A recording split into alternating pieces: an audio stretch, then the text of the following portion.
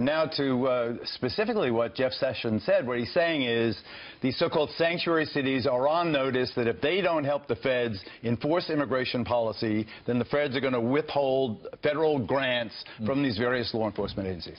I think Attorney General Sessions has it, just as he has marijuana wrong, he has immigration absolutely wrong.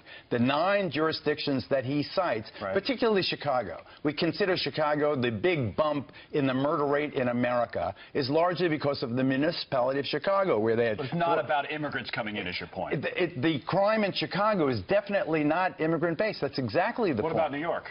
New York either. New York is the safest big city with over 1 million undocumented immigrants. New York is the safest big city in the country. Chicago's street gangs have nothing to do with immigration, or very little to do with immigration. It's largely inner city kids killing each other.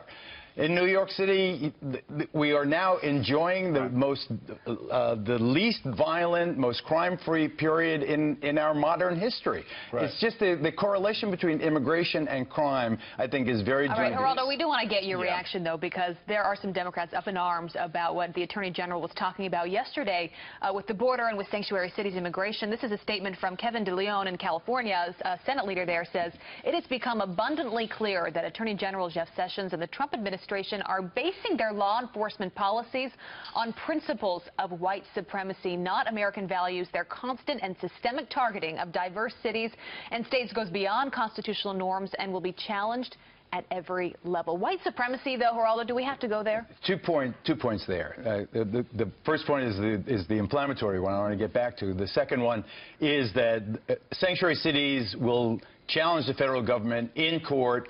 Every forum they have, they're going to try their best to gum it up. And I think that, as you saw with the refugee ban, courts can be very effective, federal courts, in stymieing the federal initiative.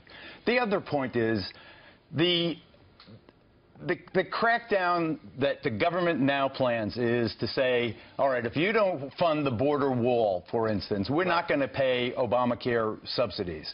They're going to have if you don't play along with us, we're not going to play along with you. But that white supremacy statement, I think, is really out of line. I think to criticize the Trump administration on a racial basis is a cheap shot.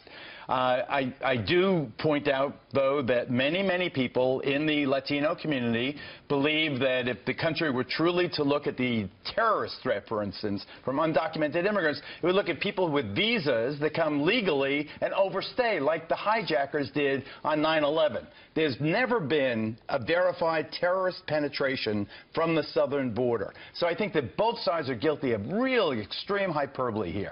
The liberals are saying white supremacy. The conservatives are saying terrorism. I think both are wrong. There's a middle ground. I hope the president reaches it.